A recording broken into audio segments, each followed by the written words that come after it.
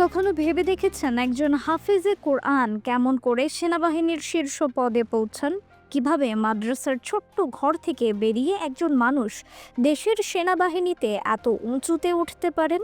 আজ আমরা জানবো এমনই এক অসাধারণ মানুষের গল্প, যিনি তার ইচ্ছাশক্তি ও পরিশ্রম দিয়ে সব বাধা ডিঙিয়েছেন।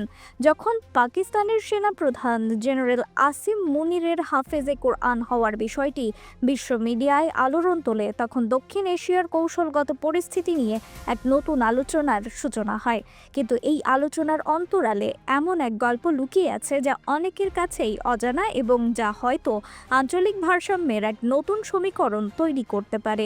আমাদের প্রতিবেশী রাষ্ট্র যে সামরিক বাহিনীতে একজন হাফেজে কোরআনকে সর্বোচ্চ পদে দেখতে পেরে গর্ব করছে, তার চেয়েও বড় কথা হলো বাংলাদেশ সেনাবাহিনীতেও একজন হাফেজে কোরআন এবং মাদ্রাসা শিক্ষায় শিক্ষিত জেনারেল রয়েছেন, যার অস্তিত্ব অনেকের কাছেই এক রহস্য। তিনি হলেন major general Hossain Mohammad Mashiur Rahman, SGP, SPP, NDC, AFWC, PSC. এই নামটি হয়তো অনেকের কাছেই অপরিচিত, কিন্তু তার কর্মজীবন এবং যাত্রা এমন এক বাস্তবতা যা দেশের হাজারো তরুণের জন্য অনুপ্রেরণার উৎস। তার গল্প শুধু একজন সামরিক কর্মকর্তার উত্থানের গল্প নয়, এটি এক ধরনের নীরব বিপ্লবের গল্প, যা প্রমাণ করে যে দেশপ্রেম এবং অদম্য পরিশ্রম থাকলে কোনো পটভূমি কাউকে থামাতে পারে না। মেজর জেনারেল মশিউর রহমানের জীবনের প্রথম অধ্যায় শুরু হয়েছিল এক মাদ্রাসার পাঠ চুকা দিয়ে। তিনি ব্যক্তিগত জীবনে একজন হাফেজে কোরআন, যা তাকে আধ্যাত্মিক শক্তি এবং মনোবল দান করেছে। তার এসএসসি পরীক্ষা তিনি দিয়েছেন মাদ্রাসা বোর্ড থেকে।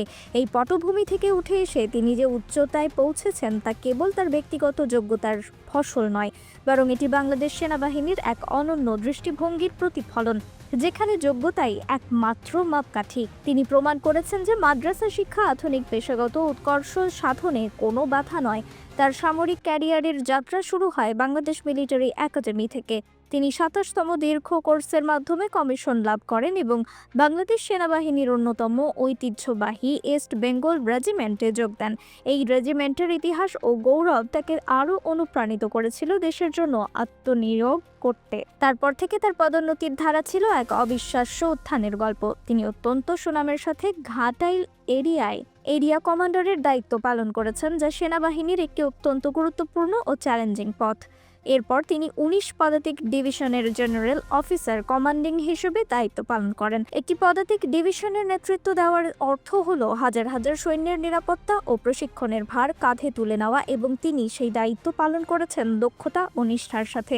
বর্তমানে তিনি গাজীপুরের রাজেন্দ্রপুরে অবস্থিত Bangladesh institute of piece support operation training এর কমান্ডেন্ট হিসেবে দায়িত্বরত আছেন। এই প্রতিষ্ঠানটি কেবল বাংলাদেশের জন্যই নয়, সারা বিশ্বের জন্য শান্তিরক্ষী বাহিনী প্রশিক্ষণের এক কেন্দ্রবিন্দু। একজন হাফেজে কোরআন হিসেবে তার এই দায়িত্ব পালন করা বিশ্বের কাছে বাংলাদেশের এক অনন্য দৃষ্টিভঙ্গি তুলে ধরে। এক দেশ যেখানে ইসলামের মূল্যবোধ এবং আধুনিক পেশাদারিত্বর পাশাপাশি চলতে পারে।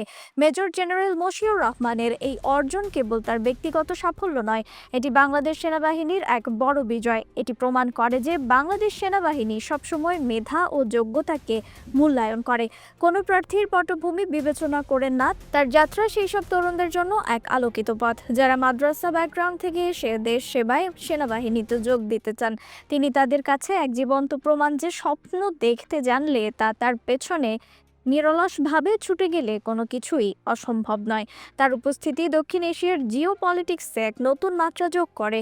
যখন পাকিস্তান তাদের সেনাপ্রধানের ধর্মীয় পরিচয়কে একটি কৌশলগত সম্পদ হিসেবে ব্যবহার করছে, তখন বাংলাদেশের কাছেও রয়েছে এমন একজন অভিজ্ঞ ও দক্ষ সেনাপতি, যিনি একই সাথে একজন হাফেজে কোরআন। তার অস্তিত্ব একটি শক্তিশালী বার্তা দেয় যে বাংলাদেশের সামরিক বাহিনী আধুনিকতা এবং ঐতিহ্যের এক অনন্য সমন্বয় ঘটিয়েছে।